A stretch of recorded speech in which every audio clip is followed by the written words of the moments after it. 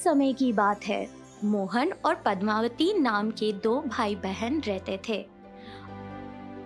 मोहन बड़ी पढ़ाई कर कर बड़े शहर में अपनी बीवी बच्चों के साथ रहता था। पर पद्मावती जिस शहर में पढ़ाई की, उसी शहर के जान पहचान के एक लड़के रघु से शादी करके वहां पर बस गई। पद्मावती के पास सुंदरता के साथ साथ कई गुण थे। वो अपने पति के साथ सम्मान मेहनत करती। पद्मावती घर पे बहुत मेहनत से समोसे बनाती और उसका पति रघु उस समोसों को टोकरी में डाल के अपनी साइकिल पे रख के गांव में बेचा करता था। समोसे समोसे।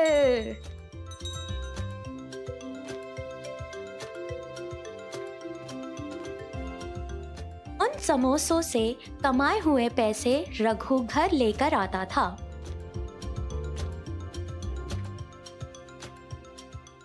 उस तरह 6 साल गुजर गए। उन 6 सालों में पद्मावती को 3 बच्चे हुए, 2 लड़की और 1 लड़का। अपने तीनों बच्चों की भविष्य को दृष्टि में रखते हुए पद्मावती और रघु बहुत मेहनत से काम किया करते थे। पद्मावती के समोसे उस गांव में बहुत मशहूर थे।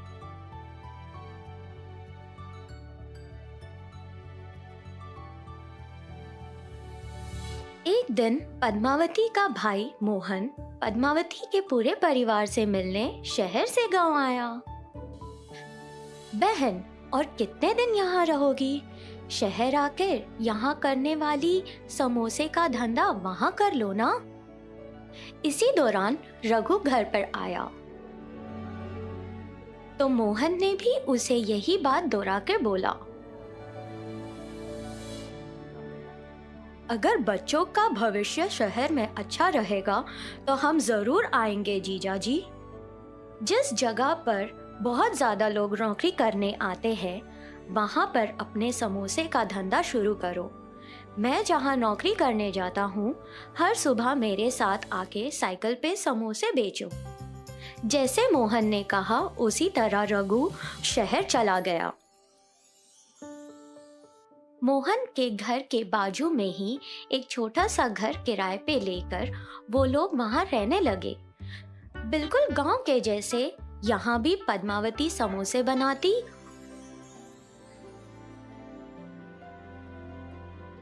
और रघु उन्हें साइकिल पर रखकर मोहन के साथ नौकरी करने के जगह जाके समोसे बेचना शुरू किया। हर दिन मोहन नौकरी पे जाता और पैसे कमाकर लेकर आता। वैसे ही रघु भी समोसे बेचकर हर दिन पैसे कमाकर घर लेकर आता था। पद्मावती के हाथों से बनाए हुए समोसे शहर वालों को भी बड़े स्वादिष्ट लगते थे। हर दिन रघु जितने समोसे लेकर जाता, वो सारे समोसे बिक जाते।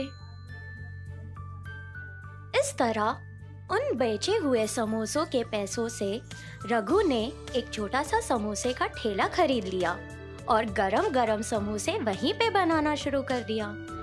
एक तरफ पद्मावती गरम गरम समोसे बनाती थी और दूसरी ही तरफ रघु उन समोसों को बेचा करता था।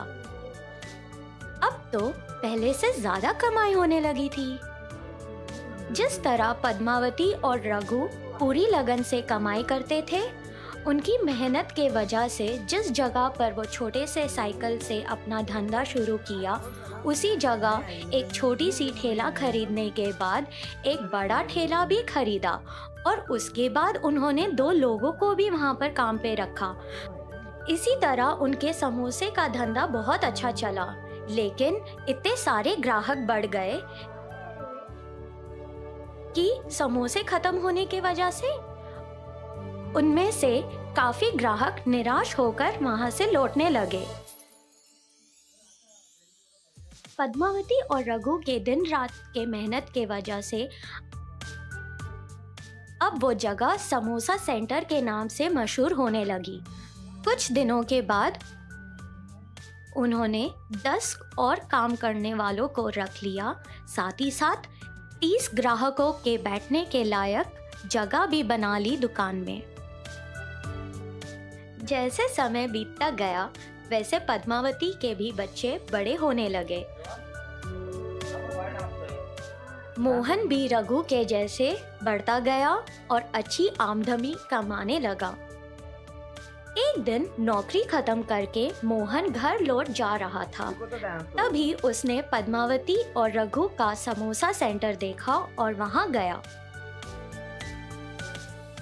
मेरी दी हुई सलाह के वजह से ही तुम लोग इतनी सफलता पाए हो। मैं तुम लोगों को एक और सलाह देता हूँ, सुनो। वो क्या सलाह है भैया? मैं 10 सालों से देख रहा हूँ, रघु इतने सारे लोगों को समोसा सेंटर में संभालता है। उसे देखकर मैं आश्चर्यचकित हूँ। रघु मैनेजर के पोस्ट के लिए एकदम सही रहेगा। मेरे जैसा बड़ा जॉब, मेरे जैसा बड़ा नाम, अगर काम पसंद आए तो इनाम। यहाँ हर दिन रघु अपने हुनर और समय को बर्बाद कर रहा है। ये क्या भैया? हम सोच रहे थे आपके काम से हमारा काम बहुत ज्यादा बेहतर है। ऐसा क्यों? क्योंकि 10 साल पहले एक साइकिल स्टैंड के ऊपर एक छोटी सी टोकरी के अंदर हम समोसे बेचा करते थे। उसी दौरान आपकी भी नौकरी लगी थी, लेकिन उस दिनों हम रोज 800 रुपए कमाया करते थे और आपकी महीने की तनख्वाह 10,000 थी। इन 10 सालों में बहुत कुछ बदल गया है। अब हम एक बहुत बड़े समोसे की दुकान के मालिक हैं। इस पूरे एरिया में बहुत मशहूर है। आप इन 10 सालों में मैनेजर बने, जिसके वजह से आपकी महीने की तनख्वाह 1 लाख हो गई है और हमारी 1 लाख से भी ज्यादा आमदनी है। हमने अपने बच्चों के भविष्य के लिए जो भी किया सब सही किया भैया। भविष्य के लिए? वो कैसे? जीजा जी, हमने बहुत कम पैसों से अपना धंधा शुरू किया था। हमारे बच्चों को हमने जिस तरह मेहनत की, उस तरह मेहनत की जरूरत नहीं है। एक दिन मेरा बेटा इस समोसे का ध्यान रखेगा और संभालेगा, पूरी तरह से बने हुए बिजनेस को आगे बढ़ाएगा। आपके बच्चों को वापस शुरुआत से मेहनत करनी पड़ेगी। हमारी तरह आपके बच्चे सीधे आपके दर्जे पर नहीं बैठ सकते। आपके कंपनी के मालिक के बच्चे उस दर्जे पर बैठ सकते हैं, पर आपके बच्चे आपके दर्जे पर आते आते उन्हें बहुत मेहनत करनी पड़ेगी। अब बोलो जीजा जी, कौन किसका हुनर और समय बर्बाद कर रहा है? इन सारी बातों को सुन के मोहन को भी लगा कि जो पद्मावती और रघु बोल रहे हैं वो एकदम सही है। वो चुपचाप सोचते हुए वहाँ से चला गया। पद्मावती और रघु ने अपने दोनों बेटियों की शादी कर दी और अपने बेटे को समोसा सेंटर का धंधा सौंप दिया। पद्मावती के लड़के को बहुत मेहनत से काम करता हुआ देखकर और अच्छा नाम कमाते हुए देखकर मोहन ने अपनी बेटी को उससे शादी करने का फैसला किया और यह सोचकर रघु और पद्मावती से पूछा, जिसके लिए सब लोग खुशी खुशी मान गए। अब सिर्फ तुम्हारे बच्चों का ही नहीं, मेरी भी बेटी की जिंदगी खुशी खुशी कटेगी।